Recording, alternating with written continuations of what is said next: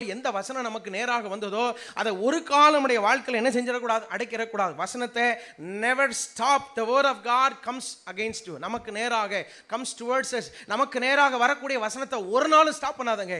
ஒரு நாளும் கர்த்தர் உங்களோடு பேசுகிற வார்த்தை, இந்த வசனம் எனக்காக தான் என்று சொல்லுகிற வார்த்தையை ஒரு நாளும் ஸ்டாப் பண்ணாங்க. நான் இங்கேருந்து பிரசங்கம் பண்ணுறேன், இங்கே இருக்கிற ஒருத்தருக்குமே நான் பிரசங்கம் பண்ணுற காரியம் உங்களுக்கு அப்ளிகபிளாக இல்லை. ஐயா அமெரிக்காவில் யாருக்கோ பேசிகிட்டு இருக்கிறார், லைவில் போது யாருக்கோ ரட்சிக்க ஆண்டவர் பேசிகிட்டு இருக்கார், நாங்களாம் பரலோகத்தில் உட்கார்ந்துருக்கோம் என்று சொல்லுவோம்னால் நான் பரலோகத்தில் வானத்தில் சிலம்படிக்கிறவனாக இருப்பனாய் மாறி விடுவேன். இங்கு சொல்லப்படுகிற வசனங்க உட்கார்ந்துருக்கிற ஒருத்தர் எல்லாருக்காக தானே ஒழிய இதில் வெளியில் இருக்கிறவனுக்காக இல்லை, இந்த ஆலயத்துக்கு வெளியில் இருக்கிறவர்களாக அல்ல, எங்கேயோ அமெரிக்கா லண்டனில் இருக்கிறவனுக்காக இந்த பிரசங்கம் பண்ணப்படுகிறது இல்லை.